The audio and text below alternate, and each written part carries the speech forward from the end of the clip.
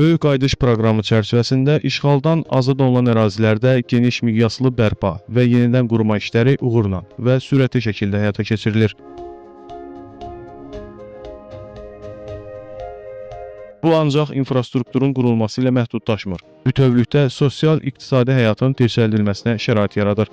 Yeni layihələr icra olunur, kəndlər, yollar salınır, illərdir öz yurdundan ayrı düşən sakinlərin qayıdışı təmin olunur. İşğaldan azad olunmuş digər ərazilərimizdə olduğu kimi, Kəlbəcərdə də böyük qayıdışa dair birinci dövlət proqramının mərhələli şəkildə icrası uğurla davam etdirilir.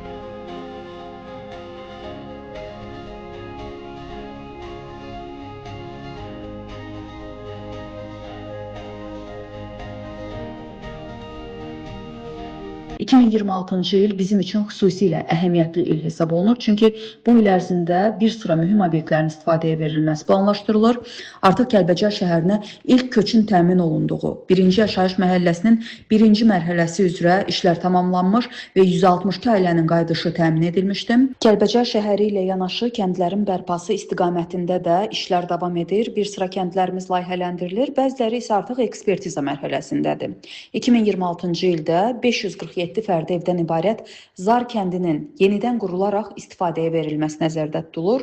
Belə olacağı təqdirdə elə kəndlərə də ilk böyük qayıdışın Zar kəndindən olacağı ehtimal olunur. Təhsil sahəsində də bir çox uğurlardan danışmaq olar ki, Kəlbəcər şəhərində unikal bir müasir təhsil kompleksinin açılması planlaşdırılır ki, bu kompleksdə öz növbəsində istər məktəbə qədər, istər məktəblilər, istər də peşə təhsili almaq istəyənlərə xidmət edəcək. Eyni zamanda bölgənin sosial-iqtisadi inkişafına ciddi təkan verəcək layihələr də həyata keçirilir. İsti su, müalicə istirahət kompleksinin də il sonuna qədər açılışı nəzərdə tutulur ki, bu kompleksin mövcudluğu həm də ölkəmizdə sağlamlıq turizmi potensialının artırılmasına da əhəmiyyətli dərəcədə öz töhfələrini verəcək.